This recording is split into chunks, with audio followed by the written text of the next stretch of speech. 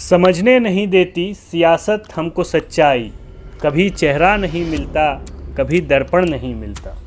दोस्तों, आज इस एपिसोड की शुरुआत आप सोच रहे होंगे कि इस तरह की शायरी से मैं क्यों कर रहा हूँ। दरअसल इसके पीछे कुछ तर्क है और इसके पीछे एक ऐसे नेता की कहानी है जो किसी जादूगर से कम नहीं है। जादूगर शब्द आते ही आपका ध्यान राजस्थान पे जाता होगा। मैं कहूँगा ज़रा ठहर जाइए, राजस्थान मत जाइए, अभी अपना ध्यान दिल्ली पे लगाइए। हम बात कर रहे हैं दिल्ली के मुख्यमंत्री और कट्टर ईमानदार पार्टी के कट्टर ईमानदार नेता अरविंद केजरीवाल। तो दोस्तों, आप कहेंगे कि अरविंद केजरीवाल ने क्या किया। मैं कहूँगा कि फ़िलहाल उन्होंने कुछ नहीं किया कानून की नज़र में, लेकिन उन्होंने करवाया बहुत कुछ है। दरअसल आप सभी जानते हैं कि लीकर पॉलिसी में पिछले कई दिनों से जांच चल रही है, जिसमें मनीष सिसोदिया और उनके कुछ साथी जेल में हैं। ईडी ने उसी मामले में संपत्ति की जब्ती की है।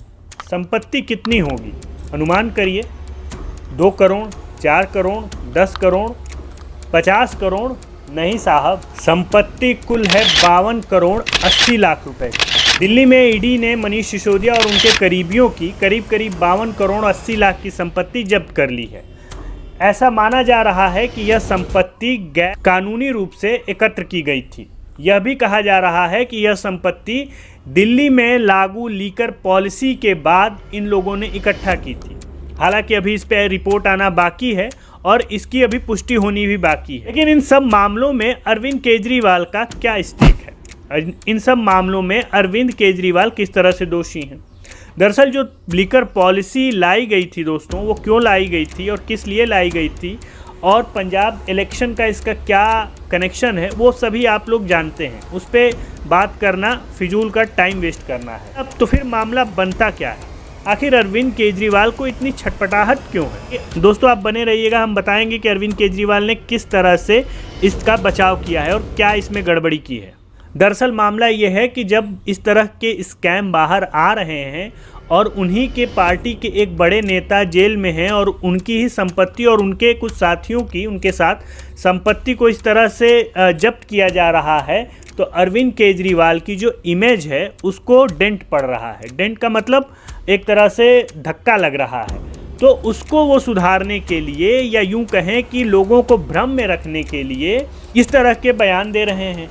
और इसीलिए मैंने जब शुरुआत की तो यह सियासत की शायरी पढ़ी, क्योंकि जिस तरह से अरविंद केजरीवाल लोगों के मन में एक तरह का भ्रम बना करके रखना चाहते हैं, उससे एक बात तो स्पष्ट है कि वह स्पष्ट रूप से सच बोलने के काबिल अब नहीं रहे हैं। अगर यह संपत्ति अर्जन नहीं किया गया था तो ये बताइए कि एक व्यक्ति जो 2013-14 में आंदोलन कर रहा था, मीडिया की एक साधारण सी नौकरी कर रहा था, उसके पास इतना पैसा कहाँ से आया?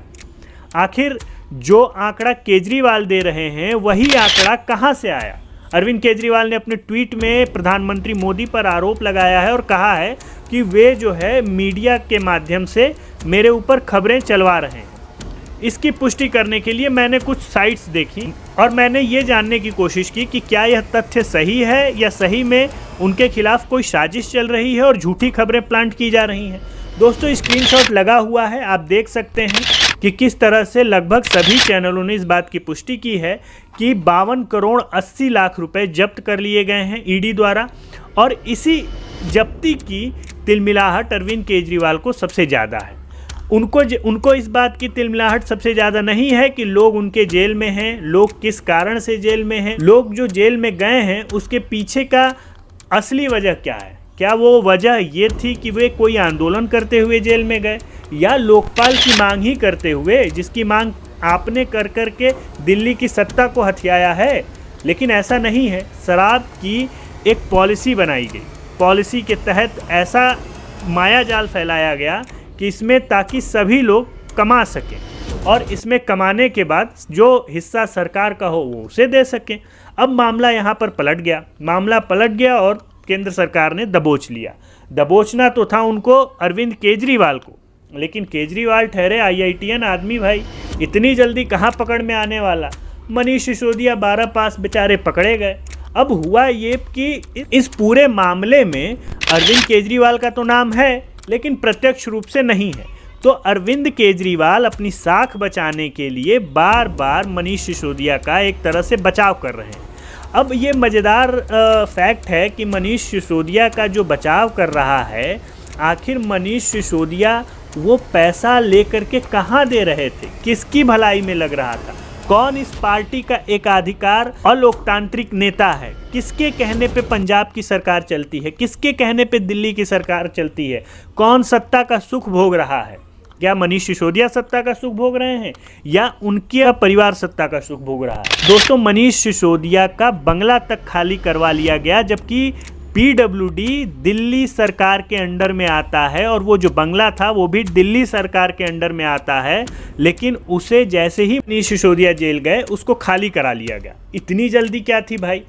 आप एक तरफ उसी पीडब्ल्यूडी के 4-4, 6-6 बंगले तोड़ करके एक बंगला बनाते हो, 45 करोड़ से ऊपर का उसमें रेनोवेशन कराते हो, और आपका ही मंत्री कहें या यूं कहें कि साथी जिसने इस व्यक्ति का हर कदम पे साथ दिया, हर गलत पे साथ दिया, हर बात में हाँ कहा, लेकिन आज उसी व्यक्ति को इसने कुर्बान कर दिया। और तो और आए दिन अपने ट्वीट के माध्यम से जो लोग नहीं भी जानते हैं उनको भी ये बताने की कोशिश करता है कि नहीं मनीष सिसोदिया तो ईमानदार हैं, मनीष सिसोदिया के यहाँ से सिर्फ इतने लाख रुपए पकड़े गए। अब दोस्तों, इस तरह की बात कट्टर ईमानदार पार्टी का कट्टर ईमानदार नेता कहे तो अजीब लगता है। याद करिए वो दौर जब यही कट्टर ईमानदार पार्टी के लोग बैठ करके चिल्ला के कहते थे कि नितिन गडकरी चोर है, सोनिया गांधी चोर है, राहुल गांधी चोर है, शीला दीक्षित चोर है, पी चिदम्बरम चोर है। ऐसे सैकड़ों लिस्ट मैं आपको दिखा सकता हूँ। अरुण जेटली चोर है, फिर उसके बाद पीछे दरवाजे से जाकर के माफ़ी मांग लिया मानहानि का जब मामला आया तो इस तरह का नेता जब इस तरह की बात करता है तो यह अपने आप में एक हंसी या यूं कह सियासत की जो सच्चाई है उसे सामने लेके आता है। उन्हीं में से एक अरविंद केजरीवाल है। ऐसा नहीं है कि यह भारतीय सियासत का पहला घोटाला है। दरअसल मामला पूरा जो है वो एक नैरेटिव गढ़ने का है।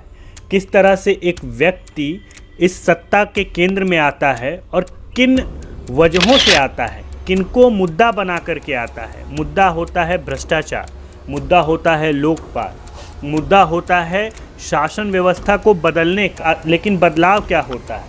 बदलाव होता है शराब की पॉलिसी में, बदलाव होता है भ्रष्टाचार करने के तरीके में।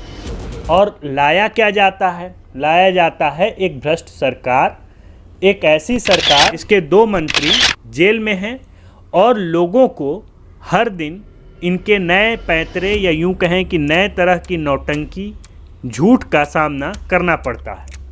अब दोस्तों, ये जो अरविंद केजरीवाल का पूरा स्टाइल ऑफ पॉलिटिक्स है, ये मैंने पिछले 2-3 अंक में भी आपको बताया है और हमने इस विषय पे भी बात किया है कि किस तरह से पंजाब और यूसीसी को लेकर के, दिल्ली में एनआरसी को लेकर के, दिल्ली दंगों को लेकर के किस तरह से अरविंद केजरीवाल का डबल स्टैंडर्ड देखने को मिलता रहा है।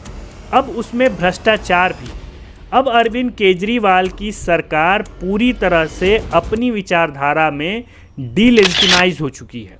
जो व्यक्ति जिस भ्रष्टाचार को खत्म करने के लिए आया, वह व्यक्ति भ्रष्टाचार का सरदार बना है। और अपने ट्विटर पे क्या कहता है, ट्विटर का स्क्रीनशॉट भी यहाँ पर लगा हुआ है, आप देख सकते हैं कि नहीं मनीष सिसोदिया के हाथ से तो सिर्फ इतने ही रुपए पकड़े गए। अरे भाई, और जो रुपए पकड़े गए वो मनीष सिसोदिया के ही करीबी हैं, आप ही के करीबी हैं, आप ही के पार्टी के सदस्य हैं, आप ही के यहाँ से जुड़े हुए हैं। आप इस तरह से कैसे कह सकते हैं कि इतनी ये जो राशि जब्त की गई है उससे आपका कोई लेना देना ही नहीं है? और ये तो वही वाला हाल हुआ कि अपने मुंह में मिट्ठू। इस पे मैं अरविंद केजरीवाल को सिर्फ 2 लाइनें कहना चाहूँगा, तुम कुछ नया कहो। अब तुम्हारी ये प्रशंसा भरी बातें मुझे पुरानी लगती हैं, तो केजरीवाल जी अब आप कुछ नया लेके आइए, कुछ नया जिसमें लोगों का फिर से विश्वास जमे। दोस्तों, यह वीडियो आपको कैसा लगा ज़रूर कमेंट करके